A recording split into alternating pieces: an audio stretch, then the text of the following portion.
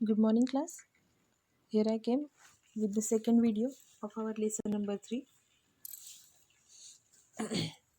In our previous video, we have learned about the nutrition. What is mean by nutrition and which are the types of a nutrition. Nutrition म्हणजे पोषण and autotrophic nutrition and heterotrophic nutrition. These are the two type of nutrition. Again, we are looking autotrophic nutrition. Autotrophic means those living organisms which make their own food or which can prepare their own food. As we know, plants are able to make their own food in the presence of a sunlight by using chlorophylls, water and a carbon dioxide, and this process is known as a photosynthesis. Now see the next part. Plant converts light energy into chemical energy and store it in the form of a food. Plants काय करतात तर light energy जी त्यांना सूर्यप्रकाशातून किंवा सनलाईटमधून मिळते that energy they convert into chemical energy and store it in the form of a food. सूर्यापासून मिळणारा जो सूर्यप्रकाश आहे किंवा लाईट एनर्जी आहे तो झाडांकडून केमिकल एनर्जीमध्ये कन्वर्ट केला जातो आणि तो त्यांच्या अन्नाच्या स्वरूपात साठवून ठेवला जातो. Water minerals and salts are absorbed by root from the soil. We all know we have learned previous that root is a main organ or a part of a plant, and the important function of a root is give support to that plant, but again absorbing water, minerals and a salt from the soil, that is also the important function of a root. झाडांची मुळं काय करतात तर जमिनीतून पाणी, minerals आणि salt किंवा क्षार हे शोषून घेतात. The stem transport them up to the leaves. Stem किंवा झाडाचा जो खोडाचा भाग आहे मधला जो ट्रंक पोर्शन आहे थ्रू दॅट स्टेम मुळांनी जे काही शोषून घेतलेले पदार्थ आहेत, पाणी आहे किंवा मिनरल्स आहेत किंवा क्षार आहेत, ते स्टेमच्या थ्रू किंवा खोडामधून हे झाडाच्या पानांपर्यंत पोचवले जातात. The leaves have microscopic opening called stomata through which they takes in CO2 from the air. Microscopic openings म्हणजे असे ओपनिंग्स किंवा छिद्रे म्हणू आपण ज्याला, की जी आपण मायक्रोस्कोप अंडर ऑब्झर्व करू शकतो. असे छोटे छोटे छिद्र किंवा पोर्स जे आपण फक्त मायक्रोस्कोप अंडर ऑब्झर्व करू शकतो. तर जसं आपल्याला माहिती आहे की आपल्या बॉडीवरती सुद्धा काही छोटी छोटी पोर्स असतात जे आपण ओपन आईजनी बघू शकत नाही, which can you we observe through microscope under microscope only. तसंच झाडांच्या पानांवरती सुद्धा काही छिद्र असतात किंवा पोर्स असतात ज्याच्यातून झाडं ही हवेतला कार्बन डायऑक्साईड शोषून घेतात. They absorb the carbon dioxide through that pores and that pores is known as a stomata. हे जे पानांवरती असणारे छोटे छोटे पोर्स आहेत, मायक्रोस्कोपिक पोर्स आहेत, त्यांना स्टोमाटा असं म्हटलं जातं. आणि त्या स्टोमाटामधून झाडं वातावरणातला किंवा हवेतला CO2 कार्बन डायऑक्साईड शोषून घेतात. The chloroplast present in the leaves content chlorophyll. झाडांची पानं, जसं मी तुम्हाला मागच्या व्हिडिओमध्ये सांगितलं की क्लोरोप्लास्ट नावाचा एक कंपोनंट सगळ्या झाडांच्या पानांमध्ये उपलब्ध असतो किंवा प्रेझेंट असतो आणि त्या क्लोरोप्लास्टमुळे झाडांच्या पानांना हिरवा कलर मिळालेला असतो. तर दॅट क्लोरोप्लास्ट कंटेन्स क्लोरोफिल्स. हा जो क्लोरोप्लास्ट असतो तो क्लोरोफिल कंटेन करत असतो. Chlorophyll is the component of a chloroplast which absorbs sunlight helping to convert carbon dioxide and water into food.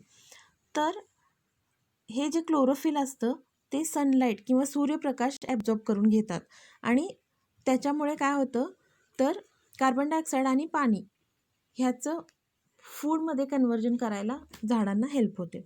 म्हणजे द टोटल प्रोसेस इज की मुळं क्षार, पाणी आणि मिनरल्स शोषून घेतात.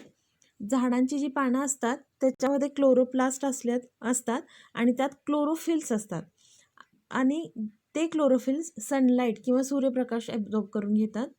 झाडं त्यांच्या पानांवरती जे मायक्रोस्कोपिक पोर्स आहेत किंवा स्टोमाटा आहेत त्यांच्या थ्रू कार्बन डायऑक्साईड ॲब्झॉर्ब करून घेतात आणि ह्या सगळ्या together process we can consider it as a photosynthesis. म्हणजे क्लोरोफिलच्या प्रेझेन्समध्ये, सनलाईटच्या प्रेझेन्समध्ये carbon dioxide and water is converted into the glucose form or the food which is used by plants, and that total process is known as a photosynthesis. Oxygen is given out in this process. ही जी सगळी process आहे याच्यामध्ये oxygen हा बाहेर सोडला जातो किंवा ह्या रिॲक्शनचा तो प्रोडक्ट आहे. जेव्हा कधी फोटोसिंथेसिस म्हणजे टेक्स प्लेस होतं किंवा फोटोसिंथेसिस होते तेव्हा ऑक्सिजन हा वातावरणात सोडला जातो. Beside leaves, photosynthesis takes place in some other parts like a green stem too, as they contain chlorophylls. As we have learned in our first lesson, adaptation in a desert plants, we know that because of the more heat, leaves of a desert plants are converted into thorn, or they are very small needle like, and the stem of that desert plants is green in a color. So some plants which are having green color stem, they also can perform the photosynthesis. जी झाडांची खोडं हिरवी असतात किंवा त्यांचा रंग हिरवा असतो ती झाडांची खोडं सुद्धा फोटोसिंथेसिस परफॉर्म करू शकतात. Find out how does photosynthesis occur in a dark red or a purple colored leaves. Now that activity is for you. You have to find out the answer. आता आपण बघितलं की हिरव्या रंगांच्या पानामध्ये क्लोरोप्लास्ट किंवा chlorophyll असतं आणि त्यामुळे फोटोसिंथेसिस हा ऑकर होतो झाडांच्या पानामध्ये. पण ज्या झाडांमध्ये क्लोरोफिल नाही किंवा ज्या झाडांच्या पानाचा रंग डार्क रेड किंवा पर्पल असतो त्या झाडांमध्ये फोटोसिंथेसिस कसा ऑकर होतो. Transport system in a plants, झाडांमधली वहन संस्था किंवा transport system. Take a pumpkin stem having 2-3 leaves, cut it under water with a sharp blade. Take some water into a conical flask and add 7-8 drops of ink to it. Put the pumpkin stem vertically in that flask.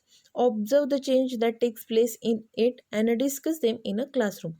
So that is the activity you have to perform. It's a rainy season and you will get that pumpkin stem easily around you. So take a pumpkin stem having 2-3 leaves. तुम्हाला भोपळ्याचा stem किंवा भोपळ्याच्या वेलाचा एक तुकडा घ्यायचा आहे ज्याला 2 ते 3 पानं असतील and cut it under water with a sharp blade. तुम्हाला तो पाण्यामध्येच ठेवून एका शार्प ब्लेडनी किंवा चाकूनी किंवा कशानेही कट करायचा आहे. त्यानंतर काय करायचं आहे तर एका कोनिकल फ्लास्कमध्ये थोडं पाणी घ्यायचं आहे आणि त्याच्यामध्ये 7 ते 8 ड्रॉप्स तुम्हाला इंकचे टाकायचे आहेत. इंक म्हणजे तुमच्या पेनामध्ये जे अवेलेबल असते ते इंक. आणि ते पंपकिनचं जे स्टेम आहे जे तुम्ही घेतले कट करून ते व्हर्टिकली म्हणजे सरळ उभं त्या पाण्यामध्ये ठेवून द्यायचं आहे. आणि तुम्हाला ऑब्झर्व करायचं आहे की कसला चेंज होतो आहे त्या स्टेममध्ये किंवा त्याच्यावरती प्रेझेंट असणाऱ्या लिव्समध्ये कोणता चेंज होतो आहे. And we are going to discuss that in a classroom. So try to do that activity if the pumpkin stem is available in your surrounding.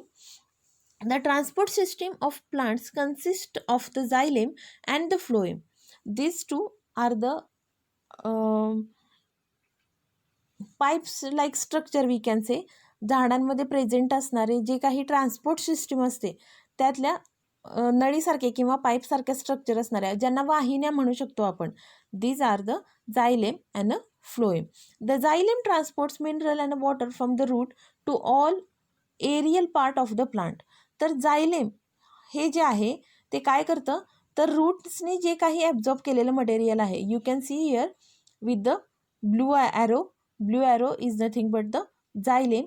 तर xylem जे आहे ते रूट्सनी जे ॲब्झॉर्ब केलेलं मटेरियल आहे ते झाडांच्या सर्व एरियल पार्ट्सना म्हणजे त्याच्या पानांना स्टेमना प्रोव्हाइड करत असतं. And the phloem transport the food or glucose from the leaves to other parts of the plant where it is either consumed or stored. आणि इथं तुम्ही बघू शकता the pink colour shows phloem. तर phloem हे जे असतात ते काय करतात पानांमध्ये बनवलेलं जे अन्न आहे ते झाडाच्या इतर सगळ्या भागांना पोचवतात. म्हणजे ते पानांकडून स्टेमकडे किंवा इकडे रूट्सकडे जे तिथं कन्झ्युम केलं जातं किंवा स्टोअर केलं जातं. Food is stored in a stem और अ roots. Though the plants have transport system, they do not have a separate digestive or excretory system. आता आपण बघितलं की प्लांट्समध्ये आपल्याला ट्रान्सपोर्ट सिस्टीम दिसते म्हणजे मुळांकडून शोषलेले पदार्थ हे जायलेम थ्रू झाडाच्या वरच्या भागांना पोचवले जातात किंवा पानांमध्ये तयार झालेले अन्नपदार्थ हे फ्लोएम थ्रू झाडाच्या रूट्स किंवा स्टेमना पोचवले जातात. त्यांच्याकडे ट्रान्सपोर्ट सिस्टीम आहे but they do not have separate digestive और एक्सक्रिटरी सिस्टीम. म्हणजे जसं अदर ऑर्गॅनिझम्समध्ये असते की जे काही फूड तयार होतं आहे though they are making their own food there is a no separate digestive system. आपण जे काही खातो ते आपल्या बॉडीमध्ये डायजेस्ट केलं जातं किंवा जे काही रिमेनिंग आहेत किंवा जे अननेसेसरी फूड आहे ते एक्सक्रीट केलं जातं. तर अशी कोणतीही डायजेस्टिव्ह किंवा एक्सक्रिटरी सिस्टीम ही आपल्याला प्लांट्समध्ये दिसून येत नाही. Find out what is the chemosynthesis, which plant produce their food by chemosynthesis. Now here the process we have seen which takes place in a plant is a photosynthesis. So you have to find out what is a chemosynthesis and which plant produce their food by chemosynthesis. And next let's recall which are the different substances excreted by plants and why. Excretion, in our previous year lesson characteristic of a living organism we have learned about the characteristic of living organism. Excretions means the process in which we give out the material which is not necessary to us. जे आपल्या शरीराला आवश्यक नसतात असे पदार्थ आपल्या शरीराच्या बाहेर टाकले जातात. तर which are the different substance excreted by plants and why. झाडांमधून बाहेर टाकले जाणारे किंवा त्यांना अननेसेसरी असणारे कोणते सबस्टन्सेस आहेत आणि ते त्यांना का नेसेसरी नसतात किंवा ते त्यांच्या शरीराबाहेर का टाकले जातात. So here we completed this part of our lesson. In our next video we'll see the next part. Till that, watch the video carefully and do subscribe the channel. If you have any problem, message me. Thank you.